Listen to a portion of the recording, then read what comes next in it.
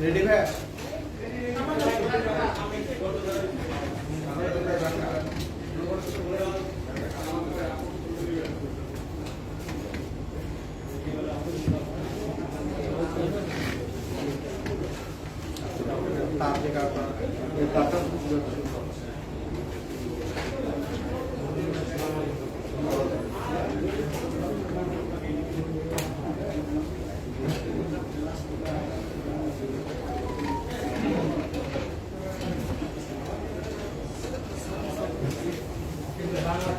শুরু করছি। বিসমিল্লাহির রহমানির রহিম। র্যাব ম্যান্ডেটের আলোকে আপনারা জানেন প্রতিষ্ঠা লগ্ন থেকেই র্যাব জঙ্গি বিরোধী নিয়মিত অভিযান পরিচালনা করে আসছে। এই পর্যন্ত প্রতিষ্ঠার পর থেকে জঙ্গি বিরোধী বিভিন্ন অভিযানে র্যাব প্রায় 2500-র অধিক জঙ্গি গ্রেফতার করতে সক্ষম হয় এবং হোলি আর্টিজান গড্ডা পরবর্তী প্রায় 1500 অধিক জঙ্গি গ্রেফতার করতে সক্ষম হয়। পূর্ববর্তী এই ধারা সমুন্নত রেখে র্যাব জঙ্গি বিরোধী বিভিন্ন কর্ম পরিকল্পনা গ্রহণ করেছে। শুধুমাত্র জঙ্গি দমনই নয়, জঙ্গিবাদ চিরতরে নির্মূল করার জন্য র্যাব বিভিন্ন রকম পদক্ষেপ গ্রহণ করেছে। এই প্রেক্ষিতে র্যাব জঙ্গিদের আত্মসমর্পণের উদ্যোগ সহ র্যাব ডিরেডিকালাইজেশন এন্ড রিহ্যাবিলিটেশনের কর্ম পরিকল্পনা গ্রহণ করেছিল। র্যাব জঙ্গিদের মানসিক পরিবর্তনের উপর গুরুত্ব আরোপ করে জঙ্গি বিরোধী বিভিন্ন কার্যক্রম গ্রহণ করে।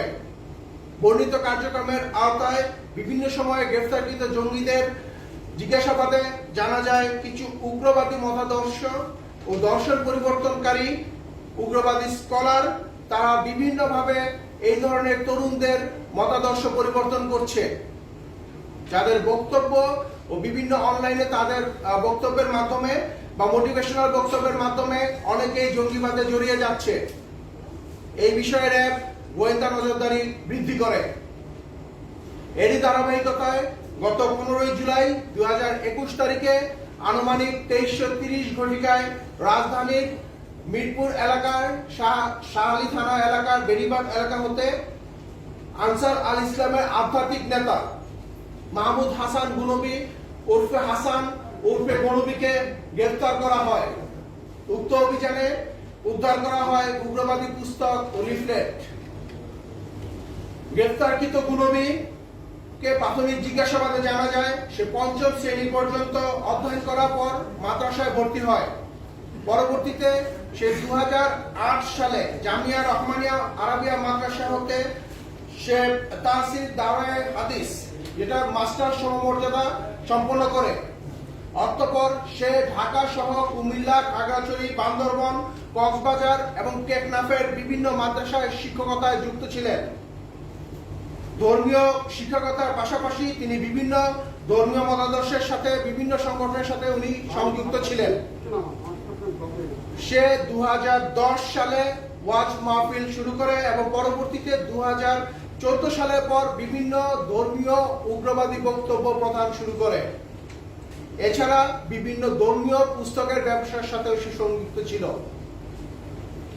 জিজ্ঞাসাবাদে সে আরো জানায় সে প্রথমে হরকাতুল জিহাদ বাংলাদেশে যুক্ত ছিল, পরবর্তীতে সে জসিমউদ্দিন রহমানের সাথে অত্যন্ত সুসম্পর্কের কারণে সে আনসারুল্লাহ বাংলা টিম যেটা বর্তমানে আনসার আল ইসলামের আগে ছিল সে ওই দলের সাথে সংযুক্ত হয় এবং পরবর্তীতে জসিমউদ্দিন রহমানি গ্রেপ্তারের পরে সে আনসারুল্লাহ বাংলা টিমের উগ্রবাদী প্রচারক হিসেবে নিজেকে অধিষ্ঠিত করেন।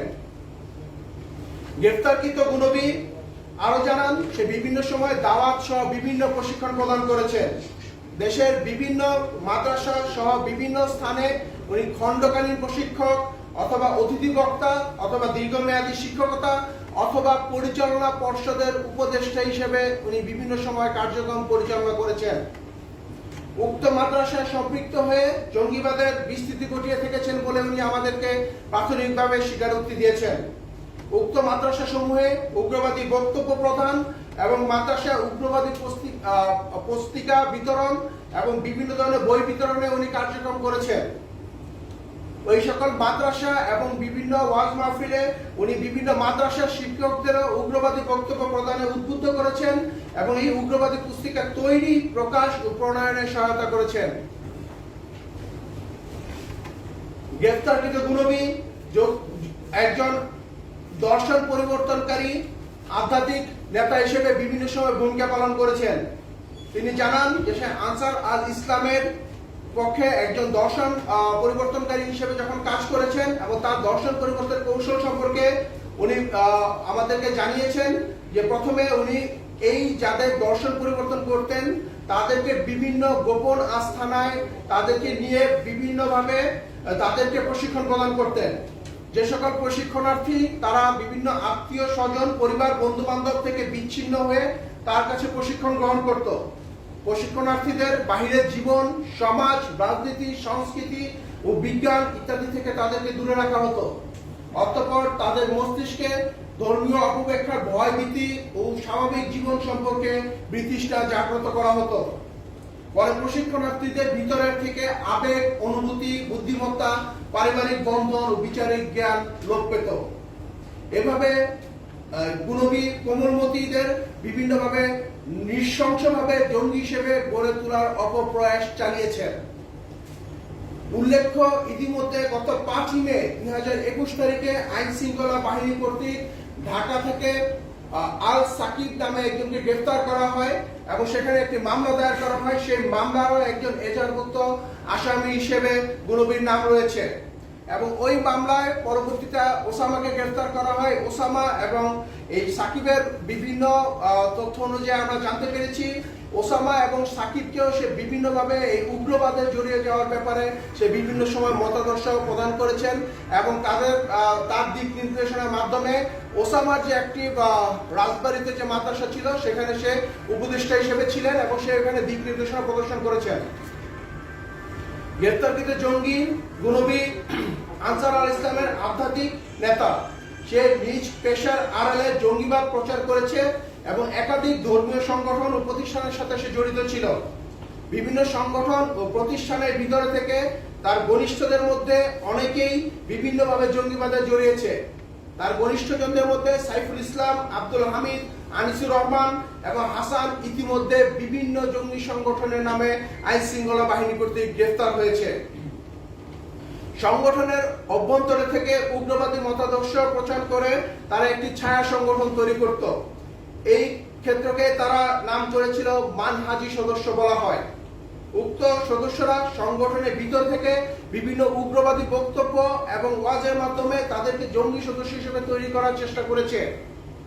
এসব ইস্যুতে উগ্রবাদী ও সন্ত্রাসকে উপরে দিত এবং সে বিভিন্ন সময় তার যে প্রথম সে এই ইসলামের যে দাওয়াতি কার্যক্রমে সে জড়িত হয়েছিল তখন তার সংগঠনের নাম ছিল দাওয়াত ইসলাম। তার পূর্বে যে দাওয়াত ইসলামের যে সভাপতি ছিল সে বর্তমানে দাওয়াত ইসলামের সভাপতি, তার পূর্বে যে সভাপতি ছিল সে নাজিমউদ্দিন, সে 2019 সালে সে আইন শৃঙ্খলা বাহিনী কর্তৃক জঙ্গি সংশ্লিষ্টতার জন্য গ্রেফতার হয়। এই দাওয়াত ইসলামের ব্যানারে অন্যান্য ধর্মাবলম্বীদের ধর্ম পরিবর্তনে উদ্বুদ্ধ করে জঙ্গিবাদের অন্তর্ভুক্তি একটি বিশেষ উদ্যোগ ছিল। এই ক্ষেত্রে তারা বিশেষ করে মনস্তাত্ত্বিক অনুশোচনার মাধ্যমে তারা মনস্তাত্ত্বিক অনুশোচনা জাগ্রত করার একটি কৌশল অবলম্বন করত এবং এছাড়া সে বিভিন্ন মাহফিলের আড়ালে জঙ্গি সদস্য রিক্রুট করত। গ্রেফতারকৃত গুণবী জানায় সে গত মে মাসের প্রথম সপ্তাহে সে গ্রেফতার এড়াতে আত্মগোপনে চলে যায়।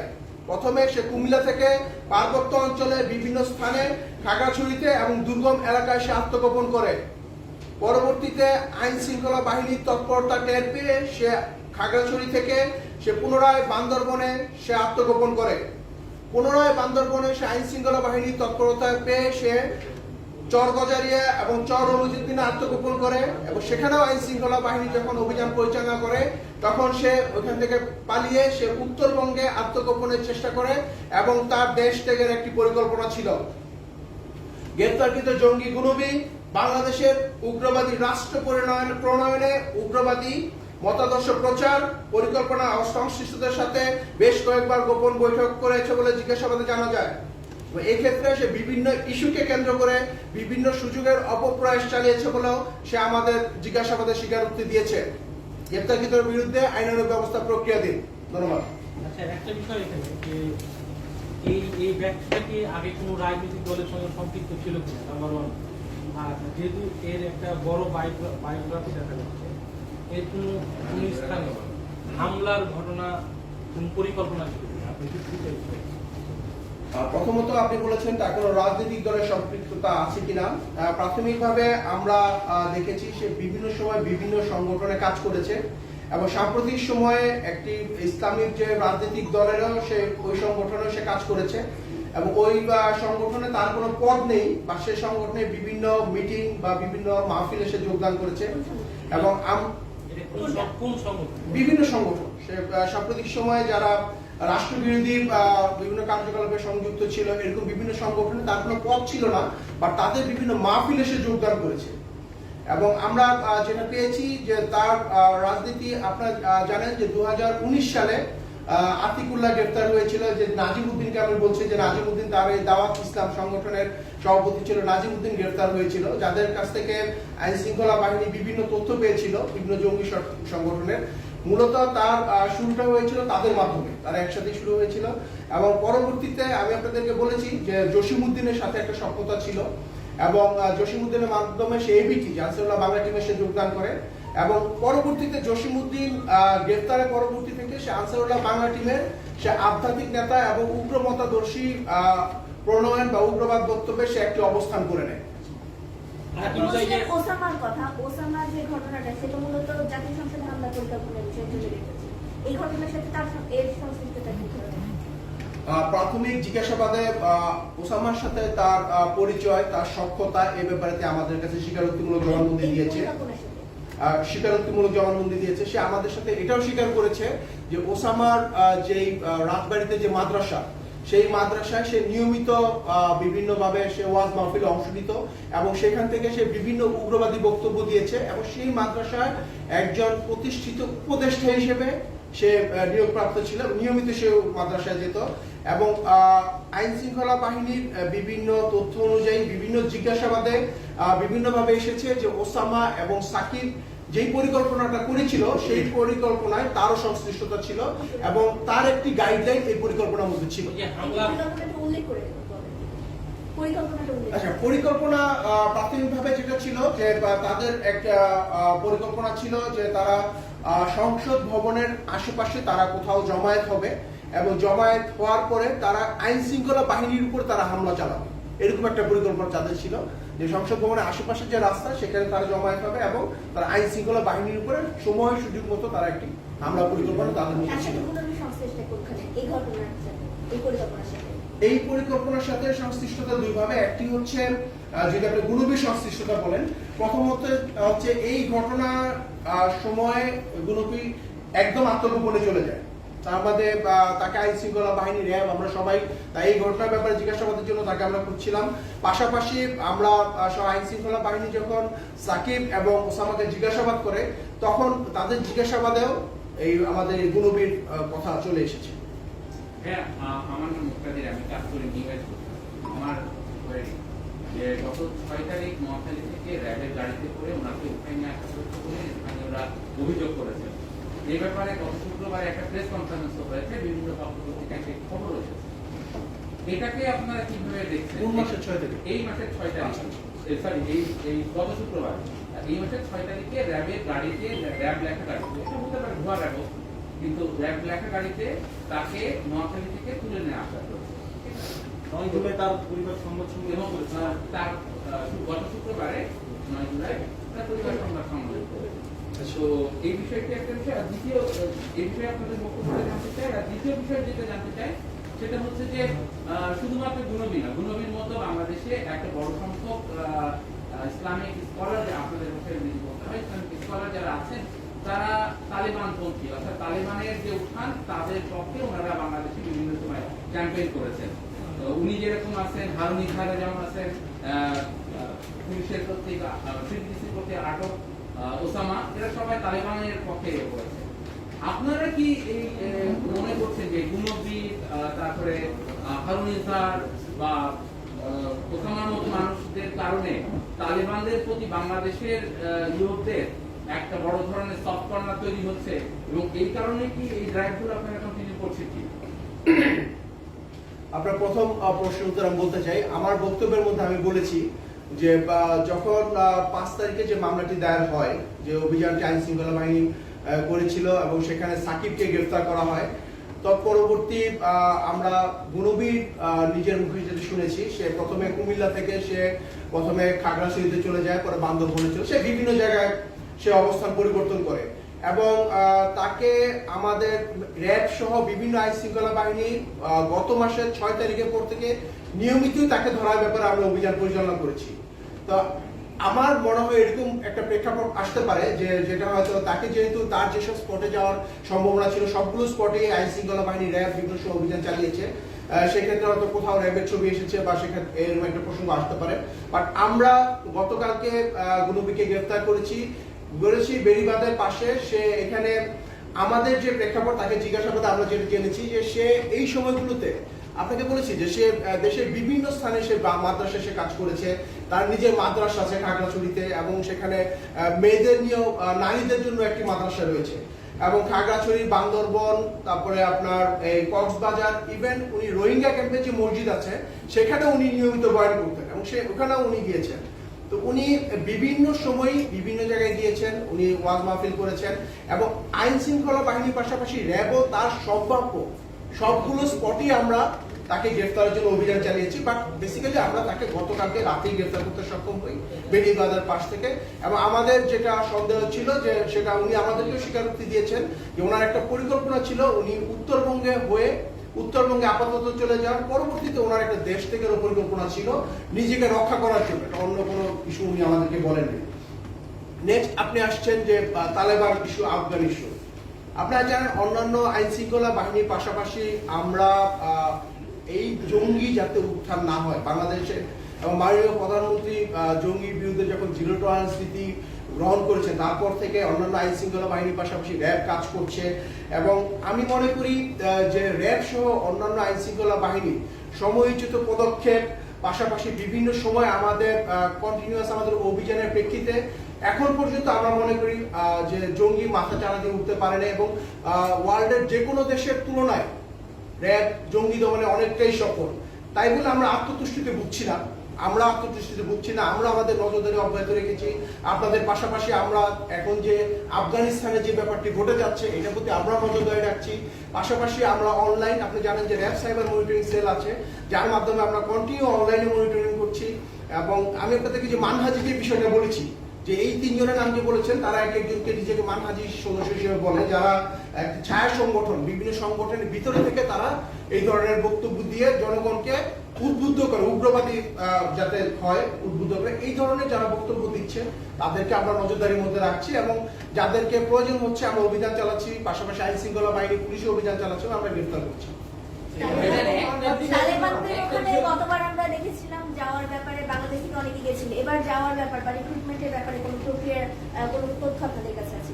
আমরা সাম্প্রতিক সময়ে যাদেরকে গ্রেফতার করেছি, আপনারা জানেন যে বর্তমানে যদি গ্রেফতার আমাদের পাশাপাশি আইন শৃঙ্খলা বাহিনী বিভিন্ন অভিযান দেখে থাকবেন, দেখবেন আনসার ইসলামের সদস্যই বেশি ধরা পড়ছে বিভিন্নভাবে জঙ্গি কার্যক্রমের সাথে সংশ্লিষ্টতার জন্য বা উগ্রবাদী বক্তব্যের জন্য বা বিভিন্ন ইস্যুতে, এবং র্যাবও এই পর্যন্ত প্রায় 370 জন আনসার ইসলামের সাথে যারা বিভিন্ন উগ্রবাদী বক্তব্যের সাথে জড়িত, এদেরকে আমরা গ্রেফতার করছি, এবং গত বছরও আমরা প্রায় 100 জাস্ট লাস্ট ইয়ার, এবং এই বছর আমরা প্রায় 87 জনকে গ্রেফতার করছি।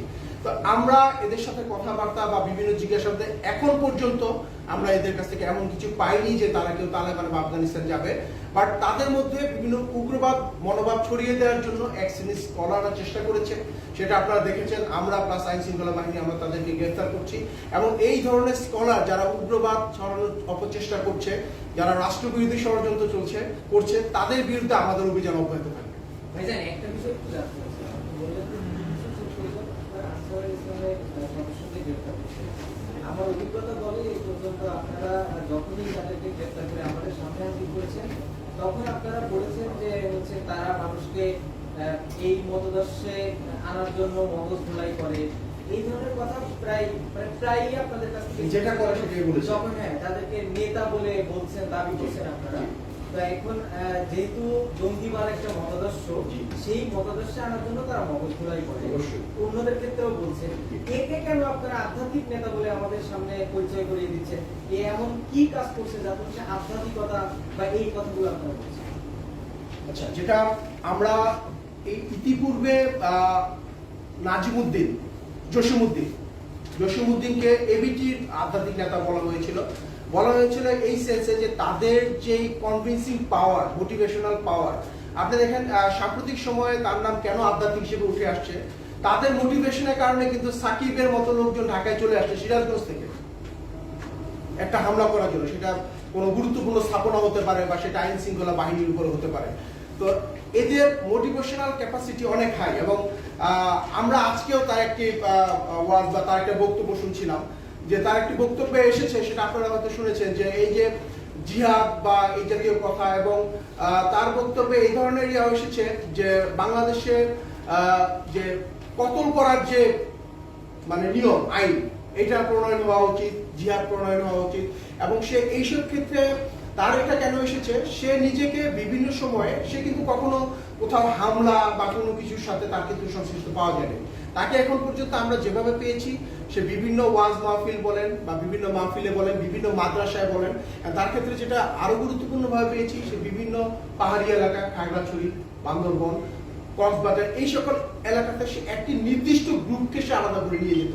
তার যেটা ছিল যে সে যখন বয়ান করতো তখন থেকে সে একটা গ্রুপ আলাদা করতো, যাদেরকে সে মনে করতো যে ব্রেন ওয়াশ করা যাবে, এদেরকে সে আলাদা করে তখন তাদেরকে নয় রাজবাড়ির যেই মসজিদটার কথা আইন শৃঙ্খলা বাহিনী সে এখানে নিয়ে যেত, বা কক্সবাজারে নিয়ে যেত, বা খাগড়াছড়ি, বান্দরবন এসব জায়গায় নিয়ে যেত। তার আধ্যাত্মিক নেতা হিসেবে তার নাম এসেছে দুইভাবে। একটি হচ্ছে সাকিবদের যখন গ্রেফতার করা হয় তখন তারা নিজেরা বলেছে যে তাকে আধ্যাত্মিক নেতা বা সে একটি মতাদর্শ পরিবর্তন করার একটা সক্ষমতা তার বক্তব্যের মধ্যে আছে, এই একটা কারণে এসেছে। পাশাপাশি বিভিন্ন সময় আমরা আনসার ইসলামের যে সদস্য গ্রেফতার করেছি, তাদের মধ্যে থেকেও আমরা যখনই তাদেরকে জিজ্ঞেস করেছি যে আপনারা কেন এই মতাদর্শে দাবিত হচ্ছেন বা কি কারণে হচ্ছে, তখন কিন্তু তারা তার যে বিভিন্ন ক্ষেত্রে যে বয়ান করেছে, সে যে বিভিন্ন সময়ে ওয়াজ মাহফিল করেছে, এইগুলোই তারা আমাদেরকে দেখেছে যে এটা তাদেরকে ভ্রুমা বা মতাদর্শ পরিবর্তনে অনেক ক্ষেত্রেই সহযোগিতা করেছে। এবং বিভিন্ন সংগঠনের কাছে তাকে গুণবীকে সবাই এইভাবে আধ্যাত্মিক হিসেবে পরিচিত দিয়েছে। পাহাড়ি অঞ্চলে গুণবীর যে তৎপরতা সম্পর্কে আমরা জানতে চাই, মানে আপনারা কি জানতে পেরেছেন পাহাড়ি অঞ্চলে তার কি ধরনের তৎপরতা? গুণবী 2008 সালে যখন সে পড়াশোনা শেষ করে, তার পরবর্তী থেকে সে বিভিন্ন সময় বিভিন্ন মাদ্রাসা বা বিভিন্ন স্থানে সে শিক্ষকতা করেছে, বক্তা ছিল বা বিভিন্ন জায়গায় সে উপদেষ্টা ছিল। তার ম্যাক্সিমামটাই ছিল খাগড়াছড়ি, বান্দরবন, টেকনাফ, কক্সবাজার এই এলাকাগুলোতে, এবং সে ওখানে নিজেও মাদ্রাসা করেছে। খাগড়াছড়িতে তার নিজেরও মাদ্রাসা আছে, এবং ওই জায়গাগুলো অনেকটাই নিরিবিলি বিধায় সে বিভিন্ন সময়ে যেটা মনস্তাত্ত্বিক যে প্রশিক্ষণ, সেই প্রশিক্ষণের জায়গাটা ওই জায়গাতেই বেশি নিয়েছে। এরকম আচ্ছা, এখন পর্যন্ত ভাই যেটা বলেছে ওনাদের ভাষ্য মতো আমরা 3 জনকেই পেয়েছি। যেই মানহাজির এই বিষয়টা উঠে আসছে সাকিব এবং ওসামা যখন তখনই উঠে এসেছে। তো এখন পর্যন্ত আমরা এই 3 জনকেই পেয়েছি। ওর আমাদের গুণবীর জিজ্ঞাসাবাদে আমরা আরো কিছু গুরুত্বপূর্ণ তথ্য পেয়েছি, যেটা মানে বিশেষ কারণে আমরা বক্তব্য রাখছি। আমরা ইনশাআল্লাহ ভবিষ্যতে আরো অভিযান পরিচালনা করবো গুণবীর তথ্য অনুযায়ী। আপনারা তো অনেক জঙ্গি সংগঠনের জঙ্গিকে ধরেছেন, তো ওনাকে হচ্ছে শাহী থানা এলাকা থেকে ধরেছেন, তো এখন পর্যন্ত আপনাদের মানে হচ্ছে কোন এলাকাতে ওরা বেশি অবস্থান নেয় রাজধানী, কোন এরিয়াতে ওরা বেশি বসবাস করে, এটা কি কখনো আইডেন্টিফাই করেছেন?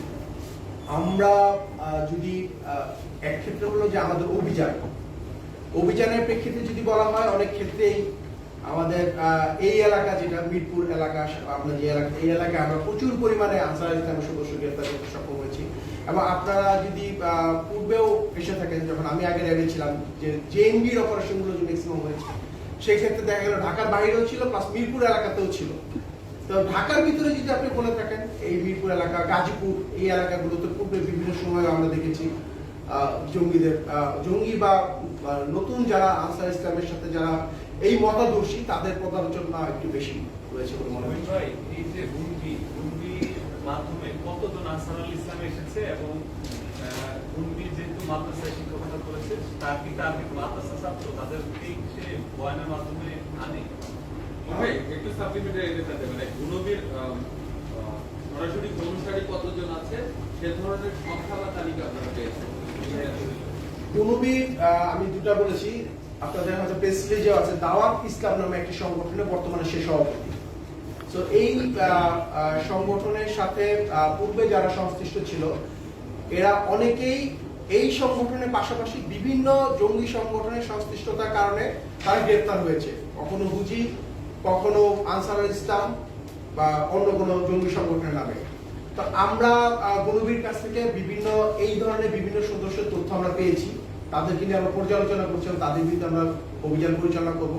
পাশাপাশি আনসার আল ইসলামের কথাতে যেটা বলেছেন, সে তার অ্যাকচুয়ালি সংখ্যা সে বলে নাই, বাট সে নিয়মিত বিভিন্ন ওয়াজ মাহফিল এবং সে নিয়মিত বিভিন্ন সময়ে বিভিন্ন মাদ্রাসায়, যেটা আমি বলেছি বাংলাদেশের বিভিন্ন মাদ্রাসায় সে এই সংক্রান্ত উগ্রবাদী বক্তব্যের মাধ্যমে অনেককে আমি আবার বলছি অনেককেই সে আনসার ইসলামের মতাদর্শে সে নিয়ে আসতে সক্ষম হয়েছে।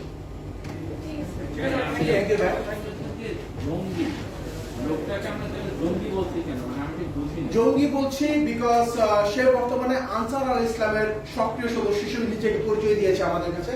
আনসার আল ইসলাম 2017 সালে জঙ্গি সংগঠন হিসেবে তাদেরকে ঘোষণা করা হয়েছে।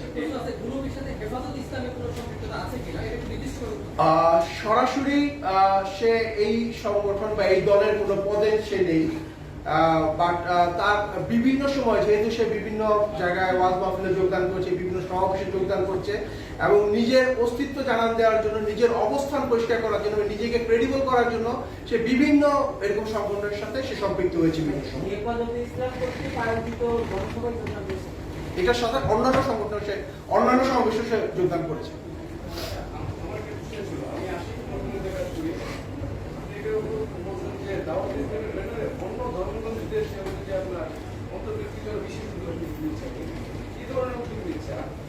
নিয়েছিল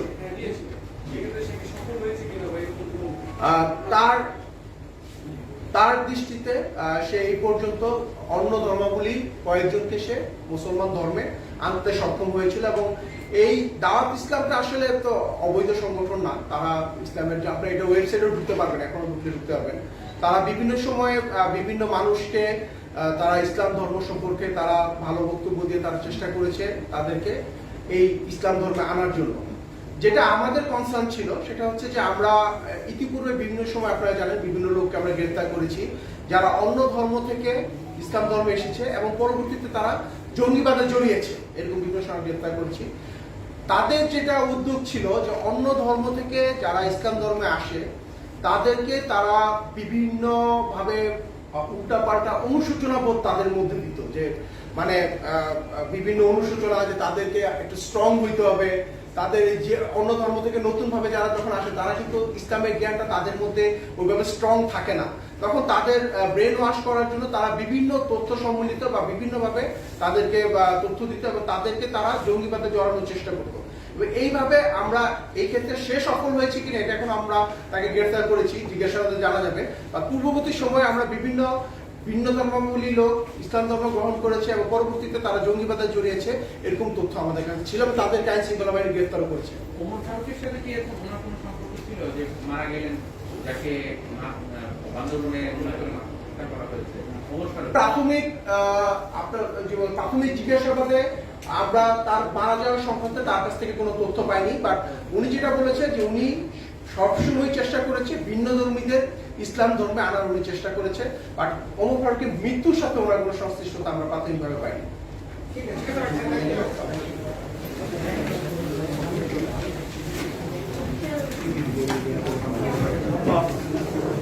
ভাই সালামালাইকুম।